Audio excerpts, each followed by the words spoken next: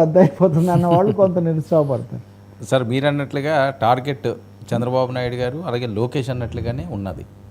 గత కొన్ని రోజుల నుంచి కూడా పవన్ కళ్యాణ్ కాస్త పక్కన పెట్టినట్టే ఉన్నారు, ప్రస్తుతానికి అవసరం లేదు అని. సో ఈ టైంలో ఇండియా పాకిస్తాన్ మ్యాచ్ చూడడానికి లోకేష్ గారు వెళ్ళడం, ఈ గ్రూప్ 2 అంతా కూడా గందరగోళం కింద ఉన్నదని చెప్పి వైసీపీ నుంచి కొన్ని వీడియోలు వైరల్ చేయడం, దీన్ని ఏ రకంగా చూడాలి?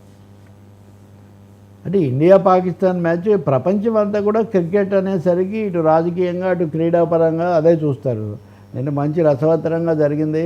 పాకిస్తాన్ ముందే కొంచెం దెబ్బతిన్న పరిస్థితుల్లో భారతదేశం మన ఇండియా టీం బాగా బ్రహ్మాండంగా డైరెక్ట్గా లైవ్లో 60 కోట్ల మంది చూశారు. అదే అందుకే దానికి ముందు నుంచి అసలు ఈ రెండు దేశాల పోటీ ఎలా ఉంటుంది, ఇది జరిగింది, దాయాదుల పోరని రకరకాలు. సరే ఇది యుద్ధం జరుగుతున్నట్టే. కాబట్టి లోకేష్ లాంటి యువ నాయకుడు దాన్ని చూద్దాం అనుకొని వెళ్ళడంలో ఏమీ పెద్ద పొరపాటు ఏం లేదు.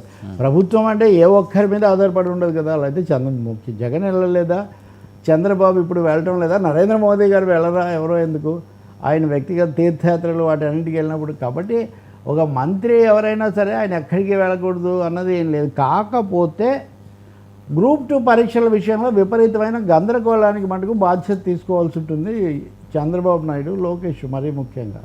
ఎందుకంటే గ్రూప్ పరీక్షలు ఈ రోస్టర్ సిస్టమ్ తేలే వరకు ఈ పరీక్షలు పెట్టకుండా ఉంటే మంచిదని వాళ్ళు గోల చేశారు. చాలా రోజులుగా ఉద్యోగాల భర్తీ లేదు. సుప్రీంకోర్టులో కేసు ఉంది, హైకోర్టు కూడా తలదూర్చలేదు. ఇటువంటి సమయంలో ఆ పరీక్షలు పెట్టడమే ఒక పొరపాటు అయితే, లోకేష్ పరీక్షలకు ముందు రోజు అంటే శనివారము శుక్రవారము తిరుపతిలో సమావేశంలో మాట్లాడుతూ మేము విషయం పరిశీలిస్తాము, తగు చర్యలు తీసుకుంటాము అన్నారు.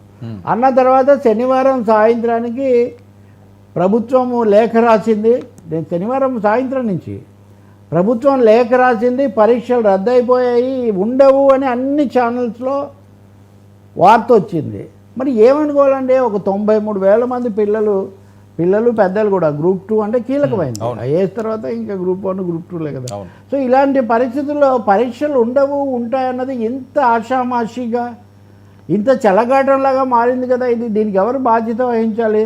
ప్రభుత్వం పోని సర్వీస్ కమిషన్ చైర్మన్ అనురాధతో మాట్లాడకుండా మీరు సమాచారం మీడియాకి ఎందుకు ఇచ్చారు? మేము లేఖ రాశాము, మీ లేఖకి ఏమి వాళ్ళు ఒప్పుకుంటే తప్ప దీనికి ఏమీ కమాండ్ లేదు కదా. మరి అటువంటిప్పుడు గజిబిజి ఎవరు సృష్టించారు? క్రికెట్ మ్యాచ్ పాకిస్తాన్ ఇండియా ఆడితే పర్వాలేదు, కానీ ప్రభుత్వము ఇక్కడ గ్రూప్ 2